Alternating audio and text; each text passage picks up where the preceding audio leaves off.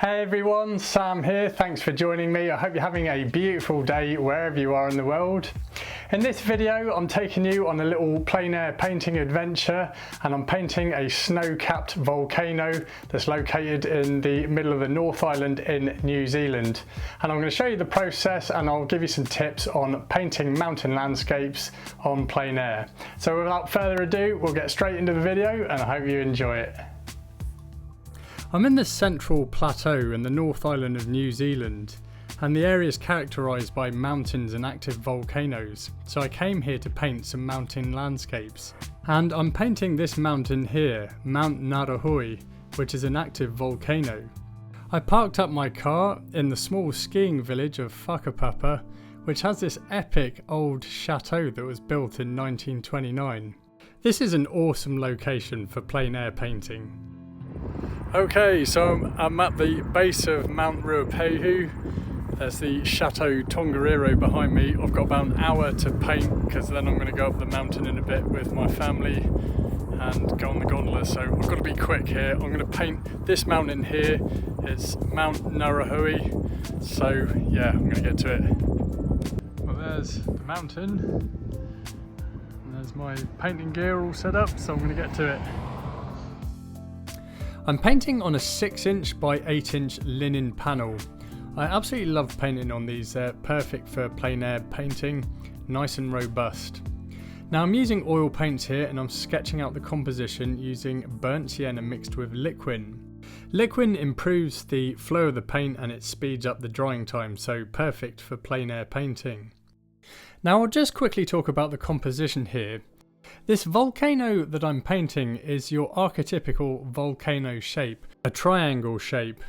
So in painting something like this, we don't want the volcano in the middle of the composition, otherwise it's just going to be boring, predictable, and it's going to cause a displeasing static. So I've shifted the volcano more towards the right side of the painting, so it's off center. It's going to make the composition a lot more dynamic and interesting to look at. Now when painting outdoors, the first thing I do is I paint the dark values and shadows first. So these are in the side of the mountain here, and then also there's some shadows in those foothills and in the vegetation that's in the midground and foreground. Now as we're coming further forward into the painting, those shadows are going to be getting darker. For these neutral tones that I've created here, I've used a varying mix of ultramarine blue with burnt sienna, titanium white and alizarin crimson. The alizarin crimson just tints the colour, and I've used the titanium white to adjust the value. And then next I move on to the sky once I've painted in those main areas of dark values in the landscape. And the sky is a simple mix of titanium white with some ultramarine blue. This creates a nice clean, cool sky that you see in mountain landscapes. And I'm applying the paint here with a number 5 flat brush. So I'm actually at this stage of the painting trying to use the biggest brushes that I can get away with for the size of the linen canvas that I'm painting on. Next I'm moving on to some of these snow shadows in the side of the volcano, and again it's the shadow mix that I already used for those other darker shadows in the landscape, but I've used a lot more titanium white in the mix to make the value lighter. I've also edged the mixture more on the blue side.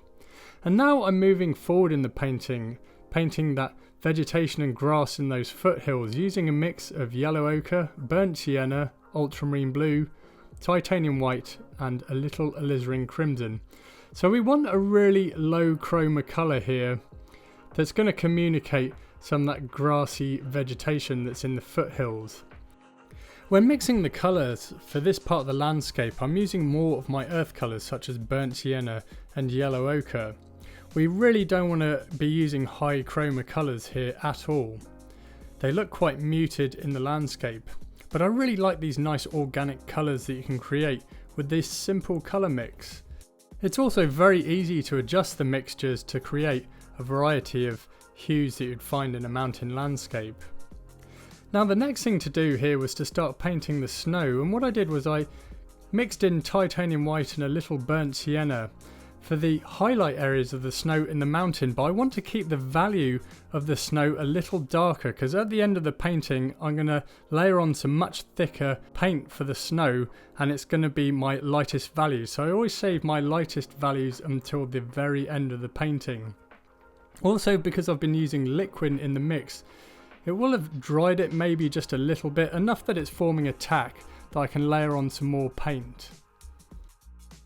Now, the reason for making the snow a little bit darker in value is that when I add those lighter layers at the end, it's going to make the mountain look much more realistic and engaging in the painting. So the next thing to do now is to start painting some of the vegetation that's in the midground. And this is a variety of trees and shrubs, quite dark in foliage, and I've used a mix of yellow ochre, ultramarine blue, cadmium yellow, just a little bit, some titanium white, alizarin crimson, and then also a little bit of phthalo green. I'm using more broken colour here, so I'm not mixing those colours together thoroughly. I want some of those individual hues to come through the paint, but you'll notice that the value of the vegetation here is much darker than the grass in the foothills in the background and the grass in the foreground, which I painted in just a moment.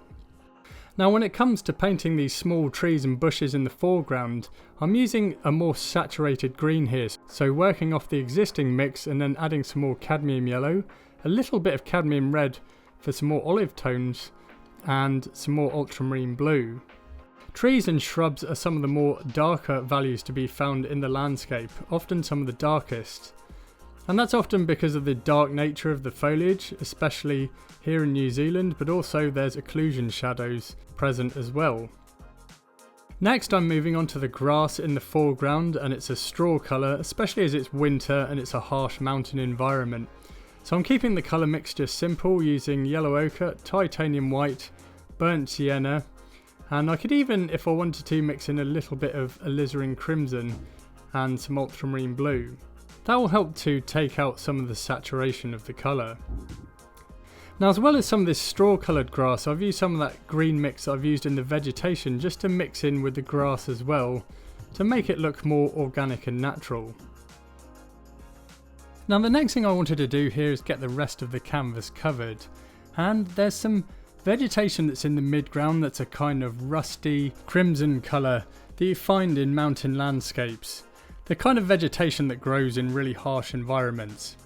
So I'm just painting in the colours here using a number 5 flat brush.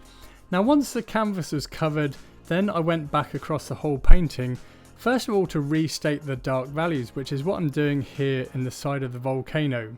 So still using the same colours that I used just a moment ago, mostly a mix of ultramarine blue with burnt sienna, which helps to desaturate the blue, titanium white, and a little bit of alizarin crimson, and I'm mostly using ultramarine blue and titanium white in the mix.